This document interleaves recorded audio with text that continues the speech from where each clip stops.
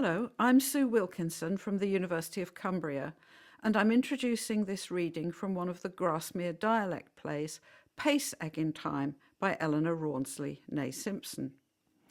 She wrote and produced the Grasmere Dialect Plays almost annually between 1905 and 1937. They were acted by Grasmere villagers and staged in the Grasmere Village Hall with adulatory reviews in the local and national press. Rawnsley's aim in producing the Grasmere Dialect Plays was to preserve local dialect and customs. Pace-egging, or pash-egging, is based on the traditional Easter Mummers play, still performed with some regional variations across several northern counties. In all versions, a central figure is killed, then miraculously resurrected, and the players are paid for their play with decorated eggs, later used in an egg-rolling contest. Some pash eggs can still be seen in the Wordsworth Grasmere Museum.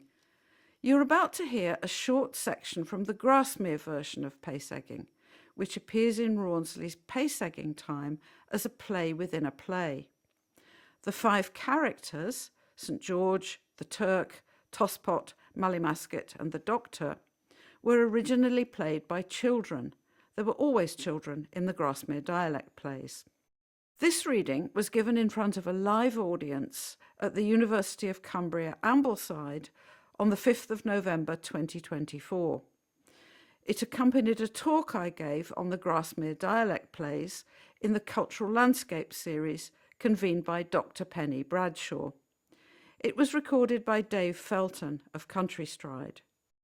The reading opens as St George has just killed the Turk, and Mallymasket laments, O George, what hast thou done? Thou'st gone and slain my only son." And George calls for a doctor, instructing him to bring that dead man to life again. Parts are read by members of the Lakeland Dialect Society. Jean Scott Smith, the Society's president, plays the doctor, and also Mallymasket and Tosspot. St George is played by John Campbell, and the dead and resurrected Turk by Philip Gage. Here we go. O George, what hast thou done? Thou's gone and slain me only son, me only heir, and left me in this world despair. He challenged me to fight, and why should I deny? I'll cut his body in 4 parts and make the buttons fly.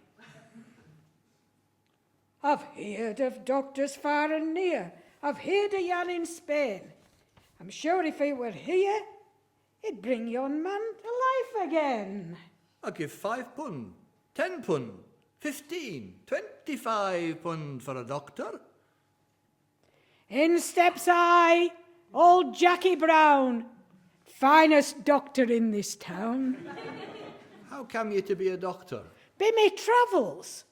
How far have you travelled? For Italy, Spitaly, France and Spain, 3 times round Germany and back again. Is that all? No. For a hip-tipped Atlantic Ocean, 90 degrees below the bottom, where I saw houses made of rounds of beef, slated with pancakes. Any further? Aye, a little bit. How far? From my grandam's bed to stairhead, from stairhead to chair leg, from chair leg to 3-corner cupboard, where they keep so much bread and cheese that makes men grow fat and lusty. That's not talking about fat. Neither am I talking about lean. What are you talking about? What I can cure. And what can you cure? Ipsy, pipsy, palsy and gout. Plague within and plague without. And if there's 19 devils in that man, I'll surely drive out 20 yan. Drive 'em out. I have here somewhere in me pocket a little bottle that me grandam gave to me afore I went to Spain, saying it'll bring any dead man to life again. Bring that dead man to life again. Jack, thrippity-throppity, and let a few drops of me nipplety-nopplety flow down the tree, thrippity-throppity. Rise up, bold slash, and fight again. Oh, me back! What's amiss with your back? Me back is bound, me sword is sound. I'll gie King George another round. Put up your swords and let them rest, for peace and quietness is best. And if you don't believe a word I say, then fight it out another day.